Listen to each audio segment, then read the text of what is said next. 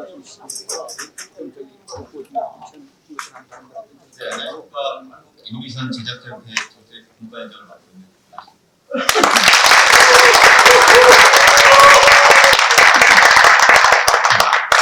먼저 오늘 이 자리를 빛내주시고 대한민국 애니메이션의 미래를 위해 귀한 자리를 마련해 주신 이원 의원님과 의원실 관계자 여러분의 진심으로 깊은 감사드리겠습니다. 오늘 저희 협회에서 제안하고자 하는 정책의 핵심은 명확합니다. 우리 애니메이션 지원 사업에서는 선별적 지원에서 벗어나 한국형 완성호 지원으로 대전환해야 한다는 것입니다. 이것은 단순한 제도의 수정을 넘어 우리 산업이 지속 가능한 비즈니스 생태계로 진입하기 위한 생존 전략입니다. 오늘 발표는 현재 한국 애니메이션의 위기 진단과 해외 사례를 간략하게 두고 우리가 설계한 한국형 모델에 대한 이야기 그리고 기대 효과와 정책 지원을 말씀드리겠습니다. 대한민국 애니메이션은 글로벌 유아동 시장의 절대 강자입니다. 이것은 누구도 부정할 수 없는 명백한 팩트이자 사실이고요. 뽀로로, 타요, 폴리, 슈퍼윙스, 티핑 같은 수많은 이름을 거론할 수 없는 수많은 IP들이 글로벌 영유아 시장을 석권하고 있는 핵심 자산입니다. 특히 24년 개봉한 사랑의 하츄핑은 국산 애니메이션 역대 흥행 2위를 기록하며 강력한 IP가 창출하는 부가가치를 다시 한번 입증하였습니다. 하지만 이러한 성적표 뒤에는 심각한 위기가 도사리고 있습니다.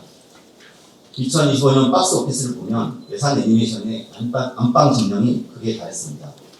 디즈니의 주토피아2는 700만 관객을 돌파하며 역대 1위를 기록하면서 연간 박스 오피스 전체 1위를 차지했고 귀멸의 칼날을 역시 68만 명을 돌파하면서 동원했습니다.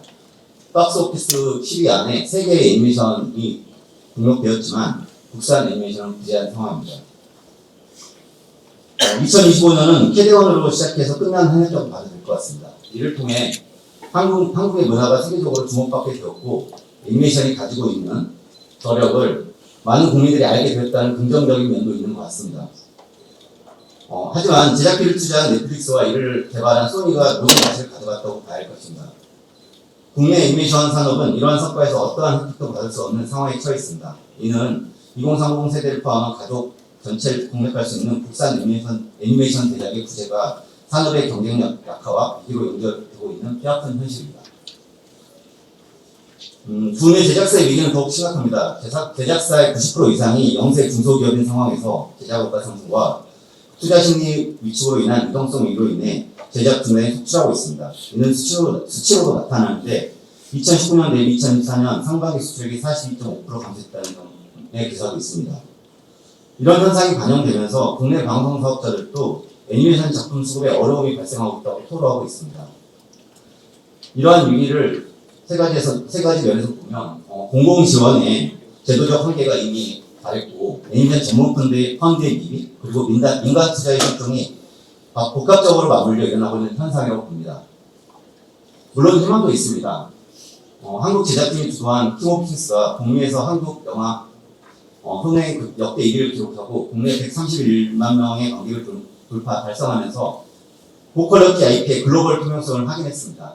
비록 만족할 만한 수치를 폭발하지는 못했지만 테마로 연애편지, 나쁜 계집애 등 같은 차별화된 도전들이 이어지고 있습니다. 이런 도전들은 긍정적인 면이라고 볼 수 있을 것입니다. 하지만 현재의 지원 체계로는 이런 도전을 지속시키기 역부족입니다. 현재 진행 중인 선별적 지원 제도의 한계점을 말씀드리겠습니다. 첫째, 지원금을 받고 작품이 완성되지 못하는 완성의 실종이 일어나고 있습니다. 협약 분량을 완성한 후에 기획된 전체 분량을 완성하지 못하는 작품이 증가하고 있습니다. 비현실적인 제작 기간도 지금 문제입니다. 협약 기간은 7개월로 되어 있지만 실제 협약들을 거치면 실제 제작 기간은 6개월 안에 시리즈 80분, 장편 20분을 뽑아내라는 것은 애니메이션 제작 현장을 너무 모르고 있고 이는 부실 제작과 내부에서 작품을 만들 시간이 부족해서 물량을 달성하기 위한 외주화를 강요하고 있는 실적입니다.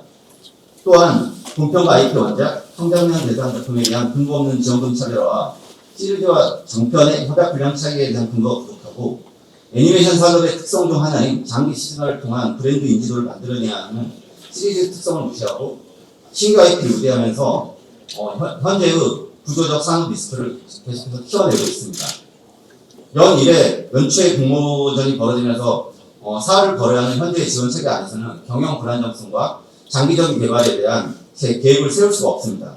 절대 다수가 연초에 지원 사업이 진행되면서 대략 업계의 한 90개에서 100개 회사들이 이걸 지원하다 보니 전문 심사위원 폭이 부족한 근본적인 문제가 발생하고 있습니다. 이러면서 심사에 대한 공정성 시비가 지속적으로 발생하고 시장 경쟁력보다는 우선 공모를 통과하기 위한 기획작품에 매몰되는 현상이 벌어지고 있습니다.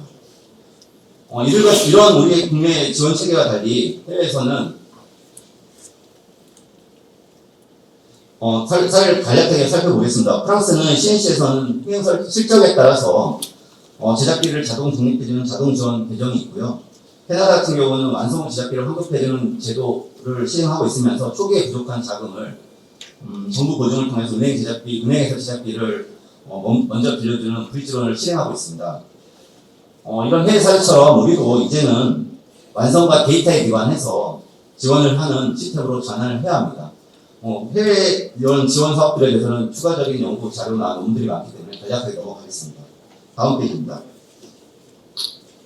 우리 협회에서 제안하는 한국형 완성 후 지원 제도의 정의는 명확합니다.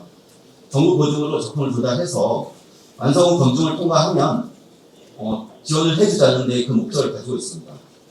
이를 통해 주관적인 평가를 배제하고 정량적 요건을 충족하면 지원해주는 보편성과 지원금의 국내 집행과 표준 제작 분량의 완성 및 상용화를 진행하지 못할 경우 페널티를 강하게 묻는 책임성, 그리고 시장 수에 맞춰 계획 및 제작 시기를 조절하는 자율성을 상대의 원칙으로 삼겠습니다.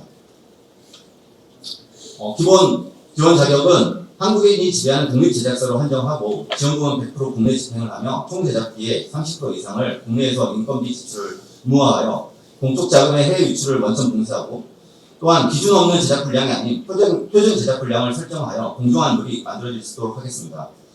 최소한의 진입 장벽을 만들기 위한 사전 제작비 확보 혹은 완성 분량을 통해 제작사의 책임 전을 강화하고자 합니다. 자격 점수제와 총 제작비의 30%를 국내에서 지출하게 함으로써 해외로 나갔던 애니메이션의 일감들을 국내로 되돌리는 리쇼어링을 강력하게 유도하고자 하는데 이 기준점이 있습니다. 프로세스는 단기적으로는 현재 틀 안에서 전환을 제한하고자 합니다. 이를 위해서 단년 지원으로 전면 전환하고 중장기적으로는 금융 연계형 보증 모델로 나아가 완성 후 지원으로 전면 전환을 해야 합니다. 프로젝트의 규모에 따라서 A등부터 B등급까지 한도를 설정해서 특정 프로젝트의 예산이 독식을 방지하고 다양한 작품들이 제작될 수 있는 환경을 조성하고자 합니다. 한국형 완성 후 지원을 단기 아닌 단연 사업으로 전환은 현재의 예산 확보되어 있는 콘진원의 파트너진 예산을 통합해서 확보할 수 있을 것으로 보고 있으며 중장기적으로는 콘진원의 예산과 기금 확보를 통해서 한국형 완성 후 지원으로 전환을 이루어내야 합니다. 완성 후 지원으로 전환을 통해 특정 프로젝트의 중복 방지 및 책임 강화를 위해 프로젝트당 총 지원 한도를 설정하고 지원 프로젝트가 표준 제작비 분량을 미완성하거나 상용화를 진행하지 않을 경우 차기 지원에서 배제를 하는 책임성을 강화하겠습니다. 특정 제작사들의 독식을 막아 중소 제작사들에게 기회가 갈 수 있게 함으로써 예산의 공정한 집행과 작품의 다양성을 확보할 수 있게 하고자 하는데 이 지원 정책의 핵심이 있습니다. 완성 후 지원 제도가 도입되면 미완성 작품이 줄어들게 될 것이고 해외로 나가는 외주 물량이 국내 리쇼링 되면서 고용 창출이 늘어나게 될 것입니다. 또한 분기별 접수와 단연 지원을 통해 경영 예측 가능성이 부여되고 이를 통해 일자리 또한 안정화될 것으로 보고 있습니다. 주관적 판단이 배제되고 객관적인 기준을 통과하게 되면 지원을 받게 함으로써 정책의 신뢰도 또한 제고될 것입니다. 이를 통해 국내 애니메이션 산업의 생태계를 혁신하는 진정한 DNA 혁신이 이루어질 것으로 보고 있습니다. 마지막으로 국회와 정부의 세 가지 화두를 던지고자 합니다. 국내 애니메이션 산업이 유화동 글로벌 시장에서 절대의 강자가 되었던 건 정부가 20여 년간 꾸준히 지원해주고 저희 애니메이션 업계의 피나는 노력의 결실입니다.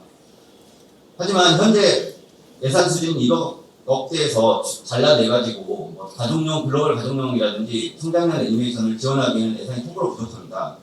그렇게 잘라내서 예산을 진행하기보다는 과감하게 예산을 늘려서 글로벌 경쟁력을 갖춘 히어 오브 킹스 같은 가족용 애니메이션 대상의 작품이 꾸준히 나오게 해야 하고 또한 일본, 미국 등과 때론 협업하고 때론 경쟁해야 하는 성장형 애니메이션 시장에서도 경쟁력을 확보할 수 있게 지원을 해야 합니다. 이를 위해서는 500억, 장기적으로는 6천억까지 예산이 확대되어야 합니다. 애니메이션 펀드도 10년을 꾸준히 출자하고 결성해서 예측 가능한 투자 환경이 조성돼야 합니다. 우리 업계에서도 시장성이 강한 작품을 지속적으로 성공시켜 자연스럽게 민간 자본이 들어올 수 있게 하겠습니다.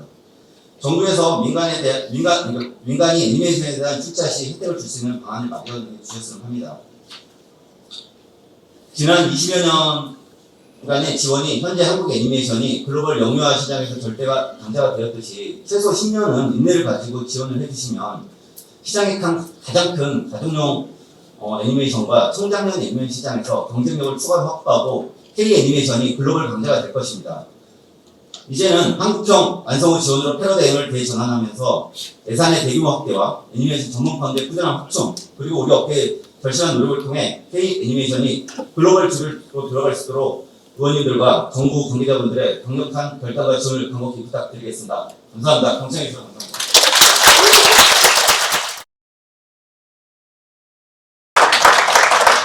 네, 윤영식 위원장의 발표 잘 들었습니다. 이어서 이성민 교수님께서 준비해주신 한국 애니메이션의 제도화 얘기를 공영방송의 역할을 묻다 답변을 들어보도록 하겠습니다. 네, 안녕하세요. 두 번째 발제하는 한국방송통신대학교 이성민입니다. 네, 지금 굉장히 짧은 시간에 3명의 발제자가 릴레이 하듯이 하고 있어서 중간 대주의 역할을 충실히 잘 하도록 하겠습니다.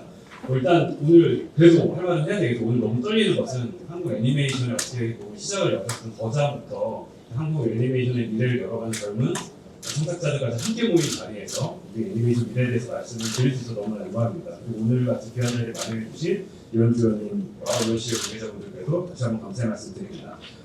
제가 말씀드릴 파트는 공영방송 부분인데요. 앞에 완성호 지원에 대해서 이게 왜 나왔을까라는 생각을 하시는 분들이 좀 있을 수도 있을 것 같아서 약간의 연결점을 만들어 드리려고 합니다.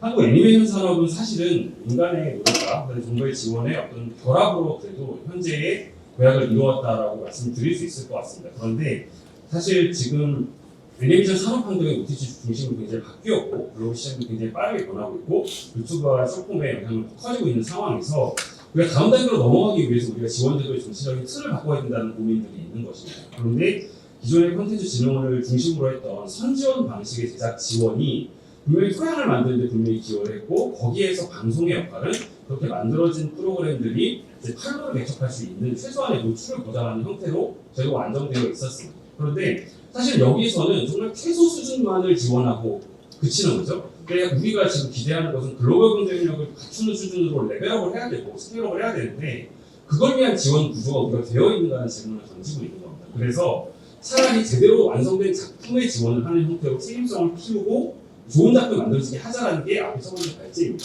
그러면 남는 문제가 하나가 있습니다. 그럼 그 작품을 어떻게 시작하냐?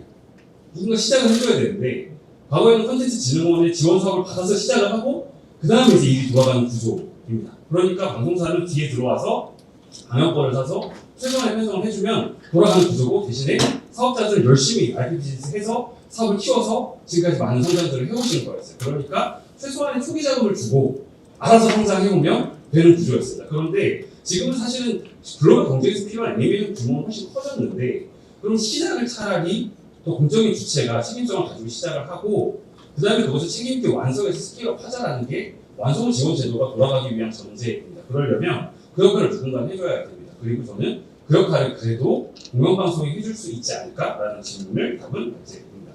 그래서 사실 이 얘기를 하려면 우리가 공영방송에 대한 기대의 조건을 바꿔야 된다. 무슨 얘기냐? 공영방송은 공공성과 공영성이 중요하다고 말을 하는데 그래서 공영성이 뭐냐?에 한국 산업, 한국 K컬처의 산업 발전을 위한 토대를 만드는 것도 공영성이라고 볼 수 있지 않느냐. 이 점을 저는 넣어야 된다는 거죠. 우리가 뭐 보도의 공정성도 중요하지만 어쨌든 미디어 산업의 가장 핵심 플레이어로서 K컬처의 토대를 닦는 자리에서의 역할을 공영성의 일부로 들여다봐야 되지 않느냐라는 거고요. 이제 그런 점에서 우리가 1대1 비교를 당연히 할 수는 없지만 BBC와 같은 대표적인 공영방송도 영국 내에서 그러한 영국 문화의 중흥이라고 하는 관점에서의 역할들을 인정받고 책무를 인정받고 있다는 겁니다.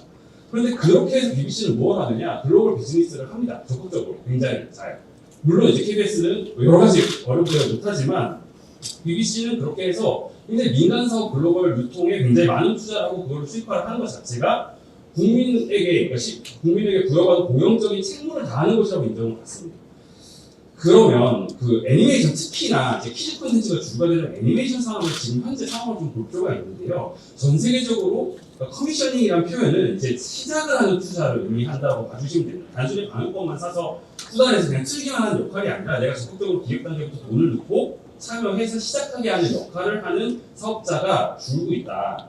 그러니까 그 애니메이션 시작이 잘 안 되고 있다는 얘기입니다. 전체적으로. 왜냐하면 미디어 환경 어렵고 경제 어려우니까. 그런데 그 중에서도 지금 버티어주고 있는 사업자들 대부분이 공영방송 사업자라는 겁니다. 사실 한국이 경쟁하고 있는 대부분의 애니메이션 강국들이 그래도 이러한 역할들을 하고 있다. 그리고 그 중에서 중요한 역할을 공영방송이 하고 있다. 그러면 똑같이 경쟁을 해야 되는데 한국이 공영방송이라고 하는 중요한 주체를 떼놓고 이 경쟁을 할 수 있느냐. 이 얘기입니다. 그래서 BBC는 이제 커미셔닝이라는 표현을 쓰는 거죠. 이제 시작을 하는, 그러니까 레포지션이라고 해서 그냥 아무것도 하는 게 아니라 커미셔닝을 해서 시작하는 역할이 다양성을 지키는 자신들의 역할이라고 보고 그 비중을 굉장히 많이 두고 있습니다. 물론 이제 최근에 이제 블루이라는 애니메이션이 굉장히 잘 됐습니다. 이건 커미셔닝의 사례는 아닌 걸로 알려져 있어요. 그래도 호주에 있는 제작사와 방송사와 공동 제작을 하는 대신에 BBC가 가지고 있는 그런 유통권을 바탕으로 이제 전 세계 사업권을 가지고 와서 굉장히 잘 된 사례로 BBC가 공영방송으로서 최선을 다했던 사례로 이 사례를 제시하고 있습니다. 그러면 우리도 생각을 해볼 수 있는 거죠. 공영방송이 사실 지금 같은 미디어 환경에서 수익을 낼 수 있는 몇 안 되는 사업이 IP 비즈니스고 그 중에서 키즈 콘텐츠에 대해서 이런 정책적인 합리성도 가지고 있는 상태에서 사업도 할 수 있다면 사실 공영방송의 위기를 해결하고 국민으로부터 책임성도 다할 수 있는 굉장히 중요한 요소라고 생각을 할 수가 있습니다. 그리고 과거에도 그러한 관점에서 공영방송이 역할을 했던 시기가 있는 거죠. 물론 저 때는 너희라도 해라라고 해서 만들었겠지만 저게 아직까지도 우리 한국에 굉장히 전설적인 IP로 남아있는데 그 역할을 우리가 변화된 환경에서 새로운 K컬처의 토대를 닦는데 그 역할을 우리 요구할 수 있지 않을까 이런 얘기입니다. 물론 어렵습니다. 굉장히 어렵습니다. 방송시장 어려운 거 알아서 사실 이런 얘기 제가 방송학회 이런 데 가서 하면 KBS 분들 죄송해서 못 써보면서 발표도 못할 것 같지만 그럼에도 불구하고 공영방송이기 때문에 우리가 그 공적 책무의 영역으로 이 부분을 인정하는 방식으로 우리가 사회적 합의를 만들어 나가고 제도를 재설계해 나가는 방식을 취한다면 일반제에서 얘기해 주셨던 완성 지원 제도 그리고 제가 오늘 얘기하고 있는 공영방송의 시작점 그리고 뒤에 이제 장성 대표님 말씀해 주실 로케이션 인센티브까지 하면 한국에서 더 많은 제작 그리고 더 많은 유통할 수 있는 토대가 마련될 수 있는 기회가 있겠다라는 생각을 하는 겁니다. 그래서 그런 사례들이 뭐 일본은 공영방송이 하는 것은 아니지만 사실은 제작위원회라고 해서 여기에 방송사가 반드시 들어가서 지분을 태우고 함께 사업을 하고 각자의 전문성을 가지고 사업을 키우는 방식을 취하고 있습니다. 우리도 이런 적극적인 역할들을 해달라고 요구를 좀 해야 되는데 그냥 하면 당연히 돈이 안 되니까 어렵죠. 그러니까 어떻게 해야 되느냐 일단 그 역할을 인정해주고 그런 역할을 하는 거에 대한 인센티브를 우리가 줘야 된다. 그게 예를 들어서 뭐 이제 완성본 지원 제도가 생겼다고 보면 앞단계에서 투자할 때 제작위원을 구성할 때 그런 방식으로 기획된 프로젝트에 대해서 예를 들어 최근에 만들어진 K 콘텐츠 전략 펀드 투자를 받을 수 있게 한다든지 이런 여러 가지 돈이 흘러 들어올 수 있는 시작점을 만들어주고 마중물 마련해준다면 뒷단의 계획들도 잘 되지 않을까. 다만 그러기 위해서는 애니메이션을 하시는 각 방송사의 담당자들이 전문성을 더 키울 수 있는 지원도 필요합니다. 그 부분들은 이따가 또 방송 현실에 대해서 토론자분께서 말씀해 주실 것 같습니다. 이렇게 해서 제 시간 지켰고 같이 마치겠습니다. 감사합니다. 이렇게 잘 들었습니다. 네, 마지막으로 장성호 대표님께서 준비해 주신 영상 인센티브 제도 도입의 필요성 발표를 들어보도록 하겠습니다.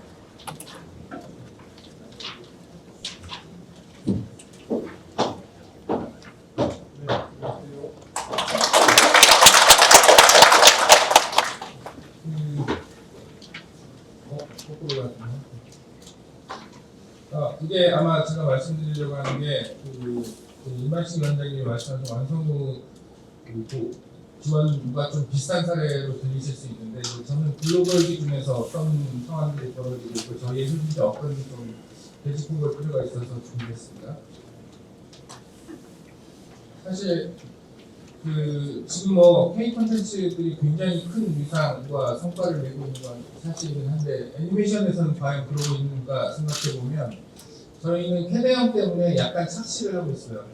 그러니까 캐대형이 워낙 크게 성공하다 보니까 마치 K 애니메이션까지 무슨 성과를 낸 것처럼 물론 이제 K 콘텐츠의 사례가 있긴 있습니다. 글로벌 마켓에서. 근데 이제 글로벌, 제가 볼 때는 팀워킹스 때 좀 더 착각이 발생한 게 뭐냐면, 캐대언이 되니까, 우리도 할 수 있었는데, 이렇게 생각했던 것 같아요. 사실 현실은 그렇지 않죠. 냉정하게 말씀드리면, 캐대언이 국내에서 기획되거나 제안이 나왔을 때, 과연 누가 투자를 할 수 있었으며, 어떻게 제작이 가능했을까요? 현실은 사실 그렇지는 않습니다. K 콘텐츠가 워낙에 위상이 커지다 보니까 이 소재로도 글로벌 시장에서 되겠다라는 걸 먼저 캐치한 거는 소니였던 겁니다. 안타깝지만. 소니는 그렇게 해서 자기들 IP를, 물론 이제 넷플릭스가 투자를 했기 때문에 IP 권리는 이제 넷플릭스가 가지고 있죠. 물론 저는 캐대언의 성공이 저희한테 굉장히 긍정적이라고 봅니다. 이런 사례가 나와야 하는 것도 맞고, 앞으로 더 많이 나와야 되겠죠. 다만, 앞서 발제하신 분들이 말씀하신 것처럼 우리가 주도해서 우리가 주인이 되는 그게 현실이 되길 저는 바라는 마음입니다. 그래서 IP의 주도권에 상쇄되는 상황, 수요 창출의 기회가 없었던 점. 그리고 또 하나는 저는 제가 지금 말씀드리려고 하는 인센티브 제도든 혹은 완성도 보장 이런 제도가 저희한테 준비되어 있었다면 아마 캐대언의 상당 부분의 제작이 실질적으로 국내에도 꽤 제한되지 않았을까라는 생각을 해봅니다. 저만 해도 지금 해외에서 다양한 제안들이 들어오고 있는데 저희가 글로벌 마켓에서 메인스트림 시장의 완성도를 보장할 수 있는 프로덕션으로서는 인정을 받았기 때문에 그런 제안이 오는 거거든요. 근데 안타까운 건 그 제안을 해주시는 분들이 대부분 이는 인센티브 제도는 어느 정도 돼? 라고 당연히 있는 줄 알고 확인을 하시죠. 없습니다. 저는. 그게 문제라는 거죠. 팀워킹스가 이제 북미에서 개봉 첫 주에 이제 1,900만 불의 기록을 세웠는데요. 이게 시장 베이스의 애니메이션으로만 기준을 따지면 이집트왕자의 기록은 27년 만에 갈아치웠죠. 최근에 지금 데이빗이 개봉을 해서 다시 또 조금 더 높은 기록이 나오긴 했지만 또 지금 아직 개봉 안 한 국가가 꽤 많이 남아 있습니다. 현재 글로벌 8,300만 불의 매출을 기록한 상태고요. 그런데 좀 안타까운 거는 제가 이거 제작하는데 10년 걸렸습니다. 너무 힘든 과정이 있었고 제작 투자 받는데 어려움이 정말 많았어요. 그리고 이전에 성과가 없었기 때문에 저도 이해는 하지만 이게 되겠냐, 무모한 도전이다, 불가능하다 이런 얘기를 굉장히 많이 들었었거든요. 제 밑에 제가 개인에 의존하는 성과는 지속 가능한 산업들이 아닙니다라고 써놨는데 저한테 이런 방식을 한 번 더 할래요? 라고 하면 못할 것 같아요. 제가 오죽했으면 군대 2번 가겠지 못할 것 같아요. 아마 군대 다녀오신 남자분들은 이게 무슨 신경인지 금방 딱 직관적으로 느낌이 오실 것 같은데요. 이런 문제가 있었던 거죠. 근데 만약에 인센티브 제도가 적용이 됐었다면 어땠을까를 제가 한번 상상해 봤습니다. 저는 계획한 대로 제작 기간 3년 내에 완성이 가능했을 것 같아요. 물론 뭐 오차는 좀 있을 수 있겠죠. 그리고 저희가 조금 힘들다고 생각했던 게 아까 발제자분들이 말씀하셨던 것처럼 애니메이션 전용 펀드들이 뭐 일부 주목적성 펀드가 있긴 하지만 이런 지원을 받을 만한 펀드 한 군데 상작품을 감당 못할 정도 사이즈밖에 안 됩니다. 근데 저희 작품은 헐리우드 기준으로 하면 사실 말도 안 되는 기준이죠. 제작비가. 캐대언이 제가 알고 있기로는 1억 2,500만 불 정도의 제작비가 알고 있습니다. 저희는 근데 공식적으로 2천만 불 제작비였습니다. 물론 추가 비용이 좀 들었지만 그건 제가 사비용에서 사실을 해서 그래도 2,300만 불 정도입니다. 통상적인 미국의 그 글로벌 마켓에서 와이드 릴리즈의 애니메이션 같은 경우는 1억 불 이하로 제작되는 경우가 힘들죠. 그것만 해도 저예산이라는 얘기 있습니다. 보통 8천만 불에서 1억 불은 일상적으로 들어가고 디즈니 픽사는 2억 불이 넘는 제작비를 쓰는 게 일반적이니까요. 제가 볼 때 국내는 뭐 기획 역량이 없냐라고 물어보면 당연히 이미 입증되어 있습니다. 결과물로도 그렇고 그리고 K 콘텐츠를 만들고 있는 수많은 창작자들이 너무나 많이 준비해 있어요. 그리고 저는 영화 베이스였기 때문에 영화인들 요새 최근에 많이 만나뵙고 있는데 이분들이 다 각자 애니메이션 기획을 최소 한 분은 가지고 계십니다. 그런데 하고 싶은 열망과 에너지는 되게 세신데도 불구하고 애니메이션 투자 못 받는다는 생각 때문에 쥐고만 계셨던 거예요. 그러니까 저는 캐대안 터지니까 뭐 너도 나도 애니메이션 한다는 거 아니야? 뭐 이런 농담을 했더니 그게 아니더라고요. 대부분 다 4년, 5년 오래 갖고 계신 분들은 10년 이상의 기획을 쥐고 계시더라고요. 그런데 그분들이 국내에서 투자받기 힘들고 국내 프로덕션들한테 일을 줘서 상황을 풀리고 싶어도 마땅한 파트너를 못 찾고 이런 여러 가지 난점을 가지고 계신 거죠. 그런데 기술적으로는 저희 이미 다 능력 가지고 있습니다. 기획뿐만 아니라 한국의 드라마, 영화 만들었던 테크니션들 대부분 다 한국 사람들이고 헐리우드에 가보면 뛰어난 인재들 대부분 한국 사람이었어요. 디즈니든 픽사든 그분들이 왜 거기 가 계시겠습니까? 국내에서 역량을 발휘하는데 한계가 있었기 때문이죠. 그리고 만나보면 대부분 한국에서 그런 작품 제작만 되면 우리 돌아가서 하고 싶어요라는 말씀들 많이 하세요. 실제로 봉준호 감독님이 지금 애니메이션 제작 중이신데 거기 핵심 인력들을 디즈니, 픽사 이런 헐리우드에서 일했던 분들이 상당히 많이 지원해서 거기서 일을 하고 계십니다. 실제로 모든 게 준비되어 있는데 제도만 미비했다라는 안타까운 게 지금 현실인 것 같습니다. 약간 좀 제가 약간의 과장을 했습니다. 왜냐면 밑에 조그맣게 써놨는데 지원제가 아예 없는 건 아니에요. 하지만 OECD 국가 38개 국가 중에서 30% 이상의 전면적 인센티브 제도가 없는 유일한 국가입니다. 한국은. 프랑스나 캐나다 같은 경우는요. 이런저런 지원들을 다 합치면 거의 50% 이상, 심지어 60%가 지원되는 경우의 사례도 있어요. 그러다 보니까 헐리우드의 5대 메이저 회사들 중에 애니메이션을 할 수 있는 회사들이 뭐 잘 알려진 디즈니, 픽사, 드림웍스, 소니 그리고 유니버설이 가지고 있는 일루미네이션이거든요. 근데 일루미네이션은 프랑스에 있습니다. 우리가 보셨던 일루미네이션의 많은 작품들이 이번에 이제 마리오도 다시 또 개봉하던데요. 미니언즈 시리즈를 포함해서 다 프랑스에서 제작됩니다. 그만한 지원 제도가 있기 때문이죠. 그리고 캐나다 같은 경우는 미국의 대부분의 TV 시리즈들은 캐나다가 생산기지라고 보시면 돼요. 한국의 많은 애니메이터들이 또 실제로 캐나다에 가 있고 캐대언을 만든 외기관 감독도 캐나다 출신입니다. 캐나다가 대학 교육부터 시작해서 애니메이션과 관련한 굉장히 풍부한 인프라와 지원을 해주기 때문에 현실이 그렇게 돌아가는 거겠죠. 이건 제가 말씀 안 드려도 당연한 얘기죠. 그렇게 작품들이 돌아감으로 인해서 압도적인 경제적 파급 효과와 공용 창출 효과가 일어납니다. 저는 지금 인센티브 제도를 말씀드리고 있는데 인센티브 제도는 국내에서 제작되는 작품뿐만 아니라 해외 OEM을 저는 포함해서 말씀드리고 있어요. 물론 해외에서 오는 작품들이 왜 지원해야 되냐 이런 말씀을 하실 수도 있는데 조건은 사실 완전 보장하고 같아요. 국내에서 사용되고 국내의 인력과 시설을 사용하는 비용에 대해서만 드는 겁니다. 무조건 주는 게 아니죠. 그러면 인력 창출부터 여러 가지 긍정적인 효과가 일어날 수밖에 없는 거죠. 그래서 일루미네이션 예를 들었는데 프랑스에서 제작하는 이유가 있습니다.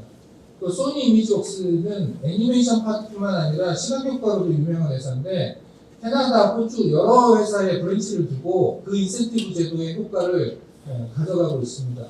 당연히 마블의 다양한 작품들도 그런 인센티브 제도 하에서 이루어지는 거고 예전에 마블 작품 하나가 국내에서 제작이 됐었잖아요. 어벤져스 시리즈.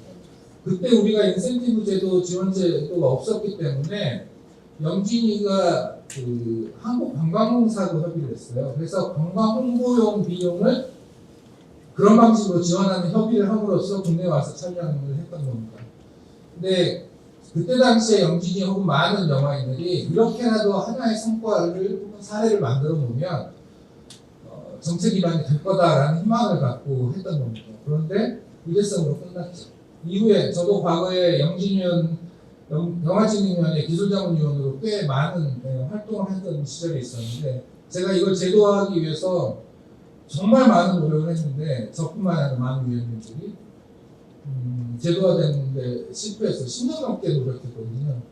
대부분 이제 그 의외로 의원실 뭐 다른 문화부 뭐 이렇게 영진이 뭐 현진이 다 되게 협조적이었어요. 그런데 기재부라는 굉장히 거대한 문턱에 부딪혔죠. 결국 기재부 협조 없이 불가능하다고 계속 이렇게 상황이 공전되고 만더라고요. 뭐 이것도 당연한 얘기입니다. 국가 브랜드 강화, 관광사 뭐 어쩌고 저쩌고. 네, 국내에서 작품을 진행을 하면 당연히 그 파급 효과는 커질 수밖에 없습니다. 네, 그거는 뭐 간단하게 넘어가도록 하겠습니다. 저는 우리나라가 자체 IP가 적극적으로 육성되기 위해서라도 저는 이거 완성 후 뭐 지원제도하고 인센티브 이게 용어가 좀 달리 쓰이고 있을 뿐이지 결과적으로 같은 이야기 하고 있는 거거든요. 그러니까 가장 큰 두 가지 시급한 지점은 전용 펀드가 반드시 필요하다. 그리고 목표 펀드의 비율이 꽤 높아지는. 그래서 펀드 결성이 자유로워지고 좀 더 쉽게 결성 가능하도록 만들어야 하고 그 다음에 최소한 완성 후에 30% 이상을 지원하는 제도는 시급합니다. 그러니까 완성 후 보장 혹은 인센티브 마찬가지 경우가 있는데 이게 좋은 지점은 아까 이제 임 위원장님이 발표하신 것처럼 심사하고 나서 선별하는 방식이면 되게 왜곡된 현상이 너무 많이 일어나고 있어요. 제한적이고. 그러니 완성하고 나면 그 결과물에 대해서 조건이 충족됐을 때 지원하겠다 이러면 굉장히 심플해지는 거죠. 그리고 그게 뒷단을 해결해 주기 때문에 제작사들도 되게 열심히 제작에 참여하게 될 수밖에 없고 기획도 더 활발해질 겁니다. 그렇다고 100편을 뭐 지원했는데 100편 다 성공한다 누가 그렇게 보장할 수 있겠어요. 하지만 모든 문화는 그 중에 몇 편이 산업 전체를 이끌어갑니다. 근데 그 중에 성공한다는 그 몇 편이 그런 지원과 많은 제작의 상황이 만들어지지 않고 과연 가능할 것인가.